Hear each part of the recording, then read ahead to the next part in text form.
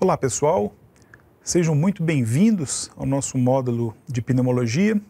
Hoje nós vamos falar um pouco sobre pneumonia. Nós vamos falar sobre conceito, o que é pneumonia, qual que são alguma das suas classificações, patogenia, incidência, o manejo da doença, não só como se faz o diagnóstico, o uso de biomarcadores, a estratificação de gravidade, como se faz a investigação, além de falar um pouquinho também sobre terapêutica e prevenção de pneumonia. Essa aula ela foi baseada pelas diretrizes de manejo de pneumonia adquirida da comunidade de 2018 da Sociedade Brasileira de Pneumologia e Tisiologia. A pneumonia adquirida na comunidade, que é o nosso foco, é a nossa aula de hoje, ela é a principal causa de morte no mundo. Altas taxas de morbimortalidade. No Brasil, é a terceira causa de mortalidade. E o seu manejo e o diagnóstico da pneumonia é extremamente heterogêneo entre os médicos. Então, eu vou tentar passar para vocês exatamente os objetivos, como que se deve realmente fazer esse diagnóstico, essa avaliação desse paciente com pneumonia.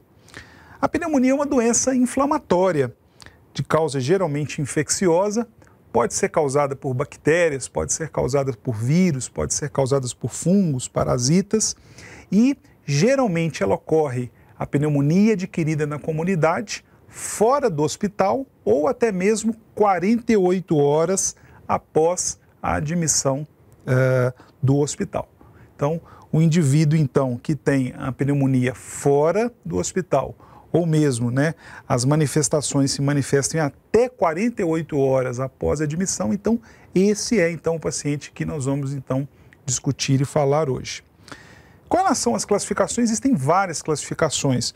Uma delas é pelo local de aquisição. Nós vamos focar hoje, como eu estou dizendo para vocês, a pneumonia adquirida na comunidade, mas existe também a pneumonia hospitalar, a pneumonia associada a cuidados de saúde, a pneumonia associada à ventilação mecânica, uma pneumonia que ocorre geralmente aí em UTIs.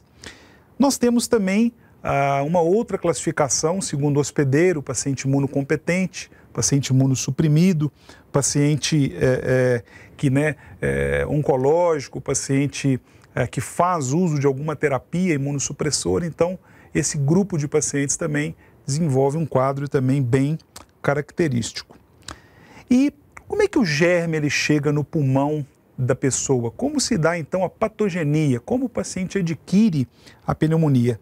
4 são os mecanismos principais.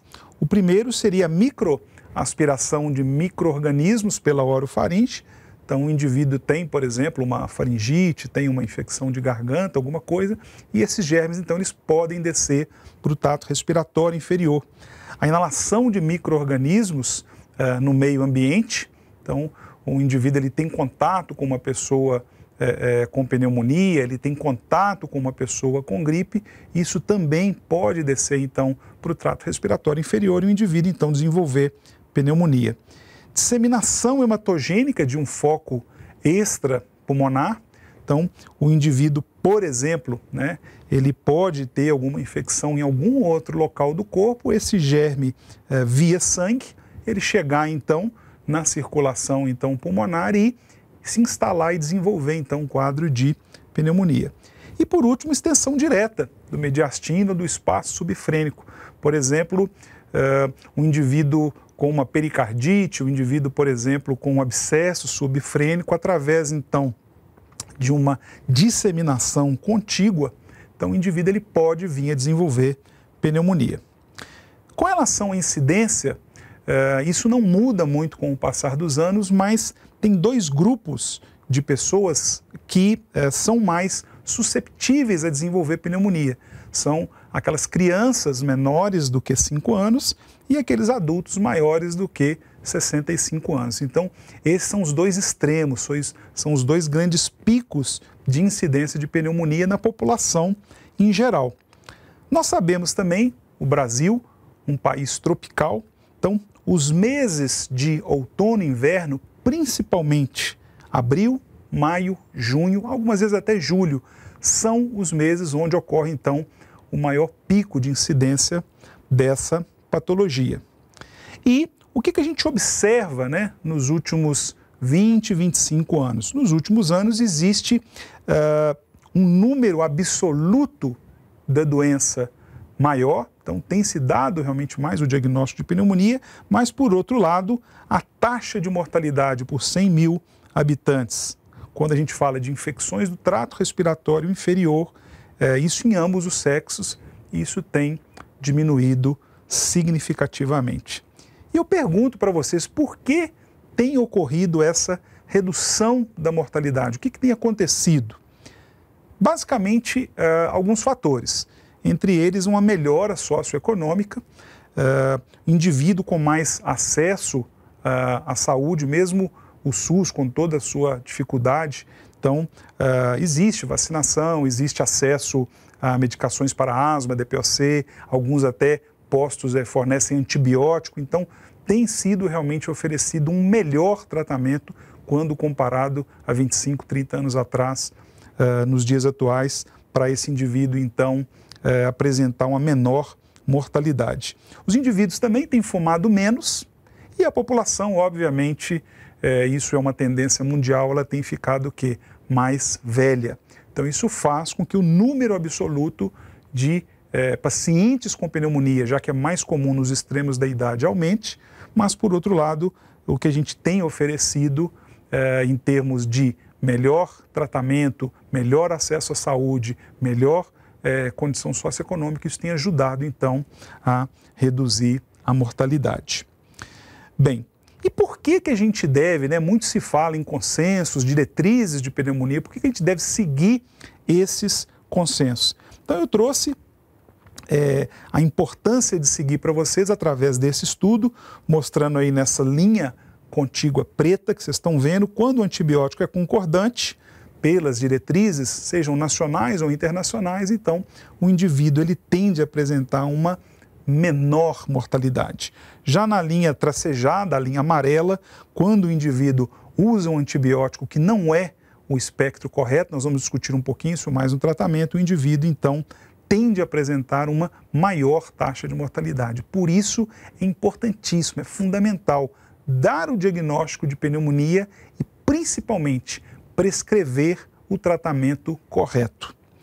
Bem, essa aula, como eu disse para vocês, ela é baseada nas diretrizes brasileiras e também nós temos também algumas recomendações internacionais da sociedade americana e da sociedade europeia.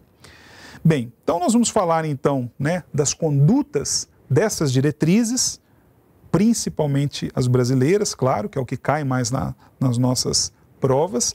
Então nós vamos falar sobre como fazer o diagnóstico, um pouquinho sobre biomarcador, como estratificar, investigação de etiologia, terapêutica e prevenção. Então, o diagnóstico de pneumonia, como ele é feito?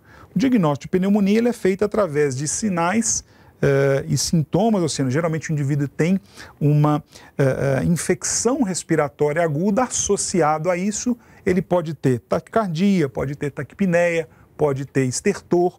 Naqueles pacientes mais idosos, ele pode ter confusão mental, né? Pode ter uma queda do estado geral e outras manifestações sistêmicas, sudorese, calafrios, mialgia, febre maior do que 4 dias, ficar muito, muito atento com relação a esse tipo de paciente, lembrando que paciente realmente idoso, a gente não deve esperar febre.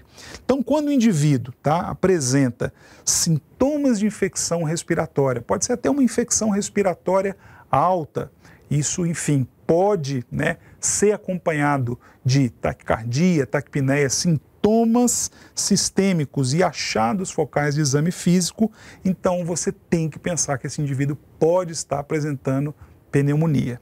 Então, para isso, você faz o quê? Um exame de imagem, pede então um raio-x de tórax.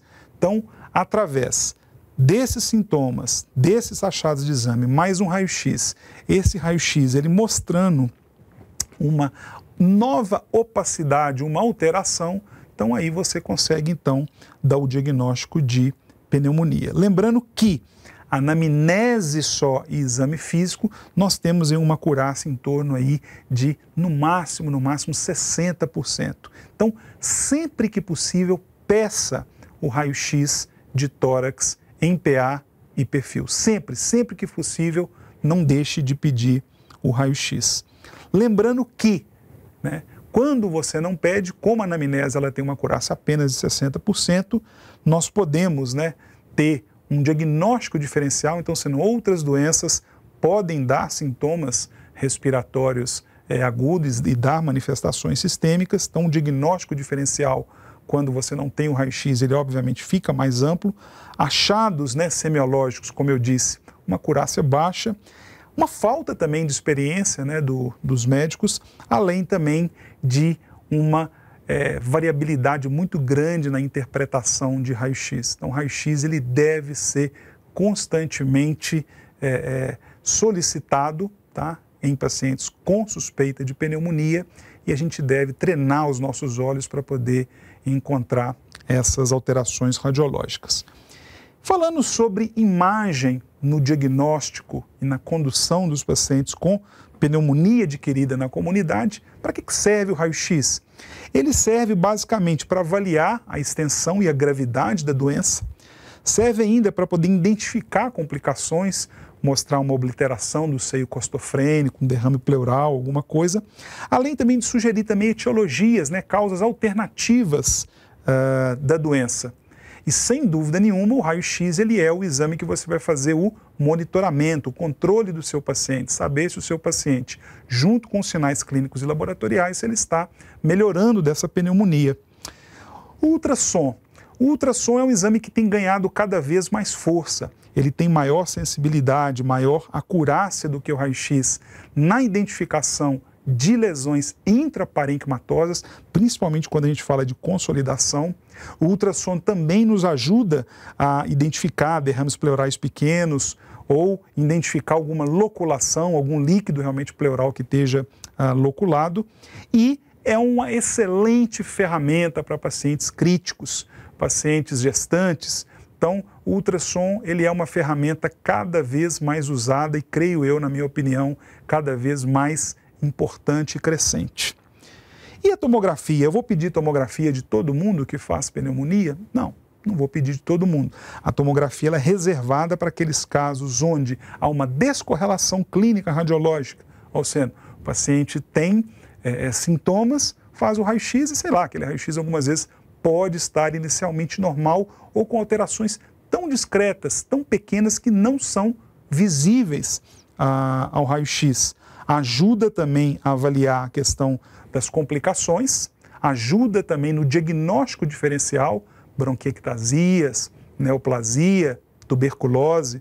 Então, a tomografia, sem dúvida nenhuma, é uma ferramenta muito importante. Além também dela ser o exame, sem dúvida nenhuma, de imagem de maior sensibilidade, maior especificidade para pacientes aí obesos, imunossuprimidos e naqueles que já têm sequelas, alterações radiológicas prévias. Não se esqueçam, sempre que possível, peçam o raio-x. Por quê? Devido às suas vantagens, devido à sua ampla disponibilidade, baixo custo. O custo-efetividade do raio-x, sem dúvida nenhuma, é o melhor de todos os exames. Além também que ele ajuda, tá? Ele ajuda a identificar também outras alterações que nos ajudam aí na avaliação e diagnóstico diferencial. A única coisa que a gente deve tomar cuidado com o raio-x é realmente não usar o raio-x como um guia no que diz respeito a pneumonias típicas e atípicas. Nós vamos falar um pouquinho isso mais conversar um pouquinho mais sobre isso quando a gente falar dos agentes etiológicos. Aqui eu trouxe para vocês alguns exemplos de raio-x, então dá para poder ver aí nessa paciente uma consolidação na região de lobo médio, principalmente pelo perfil dá para poder ver essa opacidade mais clara. Talvez tenha até uma opacidade também na base do lado esquerdo, mas do lado direito está bem nítida. Aí uma outra alteração do nosso lado esquerdo, né, a gente vê aí o raio-x e do lado direito a gente vê uma tomografia com consolidação. E aí um outro paciente, talvez uma pneumonia cavitada, uma pneumonia grave, predominando em lobo superior. Bem, o que acontece? Tomar muito cuidado quando você quer excluir paciente com pneumonia adquirida na comunidade. Então, sendo pacientes, tá, com provenientes de asilos, né, ou casas de saúde, pacientes que tenham feito uso de antibiótico terapia prévia, principalmente nos últimos 30 dias, quimioterapia ou diálise ambulatorial. Então, tomar muito cuidado com esse grupo específico de pacientes, porque pode não ser uma pneumonia adquirida na comunidade, pode ser uma pneumonia hospitalar, pode ser uma pneumonia relacionada a pacientes imunossuprimidos, pode ser uma pneumonia relacionada, por exemplo, à casa de asilo que ele vive, contato com outros pacientes doentes. E as diretrizes da Sociedade Europeia também nos chamam a atenção para isso. Então, pacientes idosos, tá? Principalmente aqueles que residem em asilos, então procurar avaliá-los de forma individual. Tá? Então, não se esqueçam disso para realmente não cometer o erro e, obviamente, não passar o tratamento errôneo para esses pacientes. E nós temos hoje também o uso de alguns biomarcadores, proteína C reativa, procalcitonina. É possível, tem alguma aplicabilidade o pedido, o uso desses exames? Primeiramente, eu queria relembrar para vocês o que é um biomarcador. Biomarcador é qualquer molécula mensurável que sirva para auxiliar no diagnóstico ou mesmo na estimativa prognóstica de pacientes portadores de alguma condição clínica. Então, é algum exame que você vai conseguir, então, fazer o quê? Um acompanhamento desses pacientes. Bem, a procalcitonina, geralmente ela é produzida pelas células parenquimatosas do pulmão em resposta a toxinas bacterianas, citocinas e outros materiais pró-inflamatórios. Pouco produzida nas infecções virais, elevam-se duas horas após o contato, né, ou no estímulo bacteriano, e sem dúvida nenhuma é uma ferramenta para poder auxiliar você no diagnóstico da pneumonia. Quanto maior a queda, geralmente menor a mortalidade. Então, repetindo, quanto mais alta a calcitonina, maior é a mortalidade do indivíduo. Então, esse indivíduo, você fazendo exames seriados, o indivíduo apresentando uma queda, isso geralmente é um bom sinal, uma boa resposta. Já a proteína C reativa, geralmente ela é secretada pelas células hepáticas, mas também por linfócitos, monócitos, neurônios e outros. O pico geralmente ocorre em 48 horas e geralmente, tá? Quando o PCR ou mesmo a procalcitonina, elas não caem até o 3º dia de tratamento antibiótico, isso geralmente é um alerta que esse tratamento antibiótico ele não está correto. Então, pode realmente sugerir uma falha no tratamento ou mesmo uma pneumonia complicada, uma loculação, um derrame pleural, enfim, alguma outra coisa. Então, toma muito cuidado. O uso de biomarcadores tem a sua aplicabilidade, deve ser avaliado caso a caso, tá? E principalmente em relação aos números de admissão, quando o paciente é admitido, então, no hospital, então eles servem para acompanhamento. E se eles não caírem 50% nos primeiros 3, 4 dias, indica então uma falha de tratamento. Bem, outra coisa muito importante é a investigação etiológica. Mais de 50% das pneumonias você pode fazer todos os exames disponíveis e você não vai conseguir chegar a um agente etiológico específico. Por isso, nós vamos discutir isso quando falarmos sobre o tratamento antibiótico. O tratamento da pneumonia adquirida na comunidade é um tratamento empírico. Então, você se baseia em alguns fatores. Eu vou mostrar quais para você são esses fatores. E quando nós devemos, então, fazer a investigação etiológica? A investigação etiológica deve ser feita em 2 casos, naqueles pacientes com pneumonia grave e naqueles pacientes onde ocorre o quê? Uma falha de tratamento. Nós podemos avaliar como? Através de hemocultura, através de lavado broncoalveolar.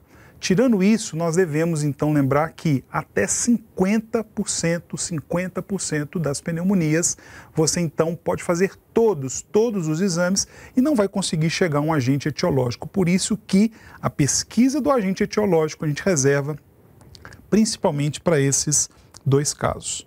E qual que é a importância, qual que é o papel do vírus dentro da pneumonia adquirida na comunidade?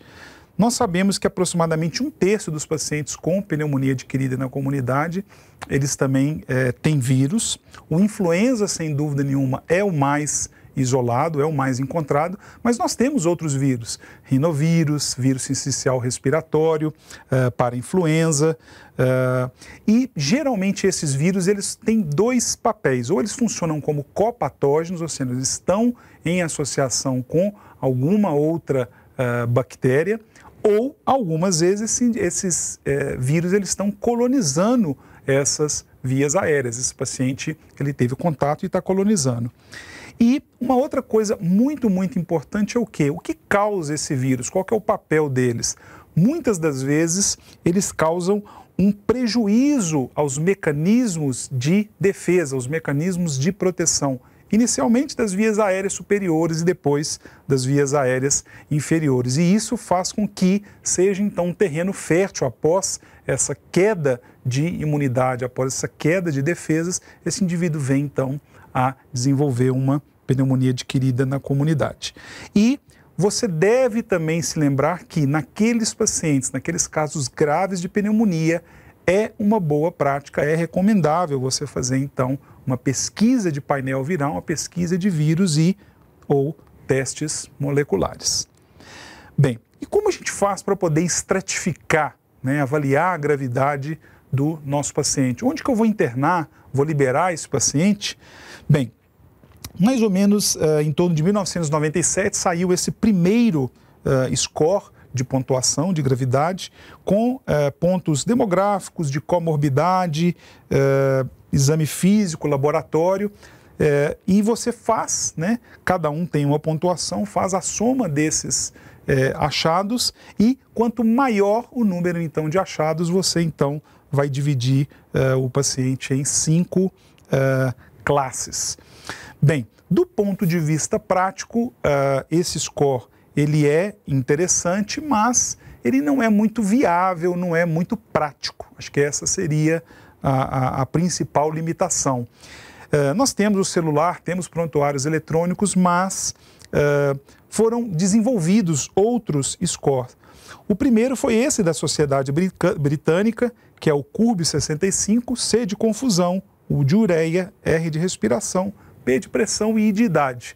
Através dele, então, eu consigo dividir em grupos 1, 2, 3, dependendo da pontuação, e isso vai me ajudar a tratar um indivíduo ambulatorial, um indivíduo internado ou mesmo alocá-lo em uma UTI. Bem, depois desse CURB-65 tem o CRB-65, foi tirado o exame laboratorial, a ureia, e foi avaliado então só critérios clínicos e de exame físico, mais obviamente a idade. E o que se observou? Nenhuma diferença em relação ao CURB-65. Então, é possível avaliar o paciente apenas com esses 4 critérios. Repetindo, presença ou não de confusão mental, frequência respiratória maior que 30, pressão arterial sistólica menor do que 90, diastólica menor do que 60 e 65 anos de idade. Bem, o que acontece? Infelizmente, isso não considera as doenças associadas. Isso não considera, por exemplo, um paciente com dessaturação. Isso não considera o paciente com múltiplas opacidades no raio-x. Então, o que a gente sugere? Além, é claro, de fazer uso desse score do CURB ou mesmo do CRB-65, não deixar de avaliar os fatores individuais, os achados clínicos e a presença ou não de comorbidades e a presença de hipoxemia ou mesmo alterações múltiplas no raio-x. Então, através desses fatores, você consegue fazer uma avaliação bem mais completa usando então o score de gravidade. Mas o que acontece? Mesmo fazendo uso do CURB-65, mesmo fazendo uso do PSI, alguns indivíduos evoluíam para a insuficiência respiratória, eram intubados e tinham que ser levados para a UTI. Alguns indivíduos pioravam o seu quadro e precisavam de fazer uso de droga vasoativa. Então, 2 outros scores hoje também muito utilizados. Um é o SMART-COP, tá? Que ele avalie exatamente a necessidade ou não do uso de vasopressores e a necessidade ou não, né, o risco desse indivíduo evoluir para insuficiência respiratória e, consequentemente, intubação. E o que se observou? O indivíduo, quando ele tem 3 ou mais, tá, desses fatores, tá, 3 ou mais desses domínios positivos, então isso identificou em até 92% ou não a chance desse indivíduo ou usar vasopressor ou realmente evoluir para insuficiência respiratória e ser intubado. Nós temos também esse outro, né, o ASCAP, que ele olha o pH, a pressão sistólica, esses são os critérios maiores, e nós temos confusão mental, ureia, frequência respiratória, raio-x, a relação PaO2-FO2 e a idade. Esses são critérios menores. Se o indivíduo tem mais do que um, maior ou igual a um dos critérios maiores, ou mais do que 2 critérios menores, você deve, então, tratar esse paciente como um paciente grave. E muitas pessoas, né, têm essa dificuldade. Cristiano, o que é uma pneumonia grave? Pneumonia grave grava esse conceito. É aquela pneumonia com risco de morte, maior probabilidade de deteriorização clínica. Então, é esse paciente que você tem que identificar. Esse você não pode liberar ele para casa. Quais são os critérios, né, para eu poder identificar esse paciente? Se o paciente ele precisa de ventilação mecânica ou se ele tem um choque séptico com necessidade de vasopressor, esses são os critérios maiores, tá? E os critérios menores são relação PaFO2 menor do que 250, pneumonia bilateral ou multilobar, pressão sistólica menor do que 90 e diastólica menor do que 60. Se ele tem um ou mais critérios maiores ou mais do que 2, né, critérios menores, esse indivíduo, então, do ponto de vista mandatório, deve ser internado em UTI. Com relação à terapêutica, né, qual o melhor esquema antibiótico que eu posso oferecer para o meu paciente? Então, antes da gente escolher o antibiótico, nós temos que responder essas 5 perguntas. Quais são os principais agentes etiológicos do meu paciente em questão? Existem fatores de risco individuais? Existem doenças associadas? Fatores epidemiológicos? Esse paciente fez alguma viagem? Foi para algum lugar? E nunca deixar de avaliar os padrões de resistência a antibiótico, ou da sua região, do seu hospital, do seu país. Bem, do ponto de vista de pneumonia ambulatorial, sem dúvida nenhuma, 40% até algumas vezes, dependendo do estudo, 50% dos principais causadores de pneumonia ambulatorial é o Streptococcus pneumoniae, também chamado de pneumococo. Depois vem os outros germes, né, micoplasma, clamídia, vírus, haemófilos. Se o paciente está internado, não pode deixar de cobrir o Streptococcus, mas pensar também em legionela, pensar em alguns outros germes. E se você colocar paciente na UTI, não deixar de fazer uma cobertura ampla de antibiótico, porque além do Streptococcus, pensar também em estáfilo, pensar em bacilos gram-negativos. Nos últimos anos tem sido também crescente a cobertura de germes atípicos. Quais são eles? O micoplasma, a clamídia e a legionela, né? Então, não deixar de fazer realmente a cobertura, porque esses germes, dependendo do local, podem realmente aí estar presentes em torno aí de 10, 15, até 20% das vezes. Quando que eu vou pensar nos fatores de risco? Tá? Então, pacientes que têm maior tendência a fazer pneumonia por gram-negativos, residentes em asilos, uma condição cardiorrespiratória subjacente, comorbidades múltiplas, uso de antibióticos recente. Sempre pensar em pseudomonas quando o indivíduo tiver uma doença pulmonar estrutural, uso de corticoide, uso de antibiótico, né, nos últimos 30 dias e pacientes desnutridos. E lembrar também que existe, né, uma crescente resistência do pneumococo. Então, quais são esses indivíduos? Quem que eu devo realmente, talvez, associar, usar um antibiótico com cobertura, né, proteção, beta-lactâmico? Então, Idades, né? Pacientes menores do que 40 anos, uso de beta-lactâmico nos últimos 3 meses, doença ou realmente em uso de terapêutica imunossupressora. Então, esses indivíduos você deve, então, pensar em resistência de pneumococos. Gram-negativos e pseudomonas, eu já falei com vocês anteriormente, mas eu coloquei aí novamente no quadro. E uma coisa também muito questionada também é quando fazer a combinação de antibióticos. Cristiano, quando eu devo então fazer o uso só de antibiótico único, monoterapia, ou quando eu devo combinar? Então, do ponto de vista prático, tá? Aqueles pacientes principalmente com pneumonia grave, tá? Nós já vimos aí como fazer o diagnóstico, já conversamos, né, sobre isso em alguns slides anteriores. Então, nesses pacientes, você não pode deixar de cobrir germes atípicos e, consequentemente, não deve deixar de associar medicações. Então, a gente mostra aí, através desse trabalho, como realmente aí os indivíduos que usaram macrolídeo na barra branca, usaram macrolídeo, né, na linha toda preenchida, tiveram então menor mortalidade quando fizeram realmente aí associação com drogas aí de mesmo espectro. Tá? Então, tomar bastante cuidado também com o uso de cipro. O cipro ele não é um antibiótico bom para o pulmão, não tem boa penetração, então tomar também esse cuidado.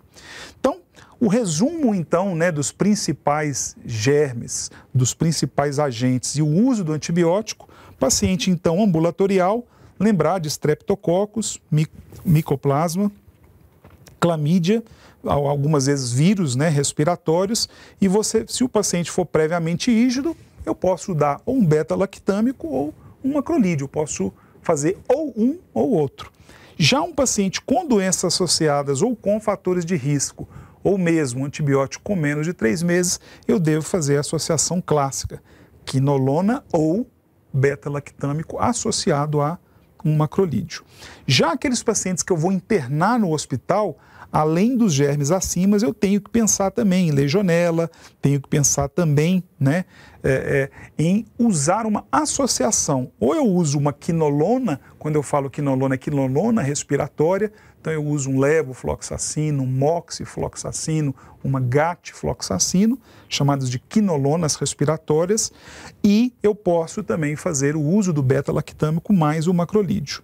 E quando eu internar esse paciente na UTI, ou mesmo, né, pensar num quadro de pneumonia grave, aí eu tenho 2 tipos de indivíduos. Aqueles que eu vou pensar em acometimento, né, estrutural do pulmão, esse indivíduo pode ter uma pseudomonas, ou o indivíduo não tem pseudomonas. Então, lembrando, não deixar de fazer a cobertura de vírus, não deixar de fazer a cobertura de gram-negativos, não deixar de fazer a cobertura de estafilococos, além daqueles germes acima. Então, eu vou usar geralmente um beta-lactâmico mais quinolona ou macrolídeo se eu não penso em pseudomonas. Se eu penso em pseudomonas, eu tenho que usar um beta-lactâmico, claro, né, com cobertura para pseudomonas, mais uma quinolona. Então, como vocês estão vendo, é uma associação mais ampla.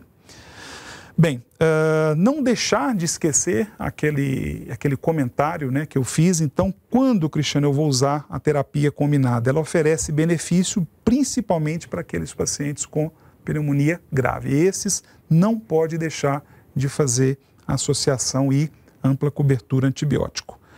Bem, me perguntam também sobre número de dias de antibiótico. Geralmente as diretrizes nacionais e também várias também internacionais, pneumonias leves e moderadas 5 a 7 dias, pneumonias mais graves eu uso geralmente de 10 a 14.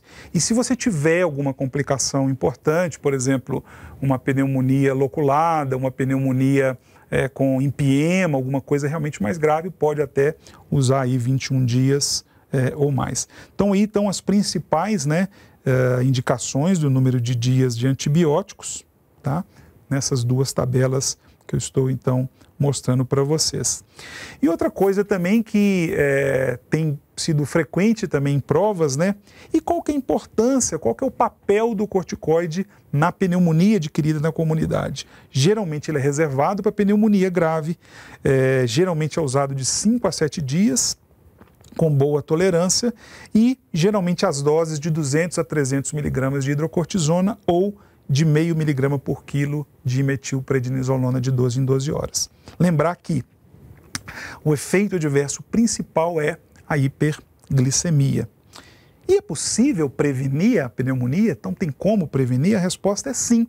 Principalmente, como eu disse para vocês, 1/3, né, das pneumonias podem vir, não quer dizer que vai vir, podem vir associadas, né, com vírus, e sem dúvida nenhuma um dos principais é uma influenza. Então, se você suspeita que o indivíduo tem uma influenza concomitante, você pode dar o oseltamivir na dose de 75 miligramas de 12 em 12 horas por 5 dias. Se você teve apenas contato, né, com esse paciente, então, por exemplo, estou tratando, por exemplo, da minha filha, eu estou com influenza positiva e minha filha tem apenas contato, mora comigo. Você pode dar aquela dose de um comprimido durante 10 dias, né, para poder protegê-la. Mas repetindo, o ideal, tá, você não vai conseguir isso em todos os hospitais, em todo mundo, o ideal é você ter realmente aí um teste rápido, alguma coisa, ou ter um surto, ou sendo ter uma epidemiologia presente.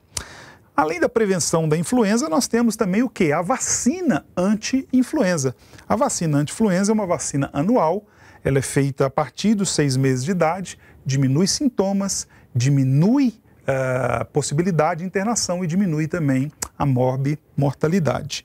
Geralmente a trivalente é fornecida no SUS, a tetravalente em clínicas particulares. É bom evitar esse tipo de vacina em pacientes que têm alergia a ovo, já tiveram a Guillain-Barré ou que estão realmente com quadro de febre em curso. A vacina da influenza, geralmente ela tem algumas indicações, pacientes acima de 60 anos, doenças crônicas, indivíduos imunossuprimidos, gestantes, profissionais de saúde, cuidadores, né, de crianças e adultos e população indígena. Então, esses são as principais indicações do uso da vacina de influenza. E a antipneumocócica, nós temos 3 vacinas. Nós temos a Pneumo 23, né, que essa é uma vacina não conjugada, é uma vacina que é feita a cada 5 anos.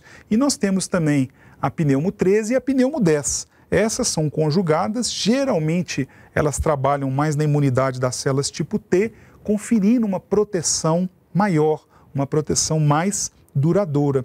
Estão indicadas a antipneumocócica 10 para pacientes acima, né, de 2 anos, até 2 anos de idade, e a Pneumo 13 desde 6 semanas até pacientes adultos.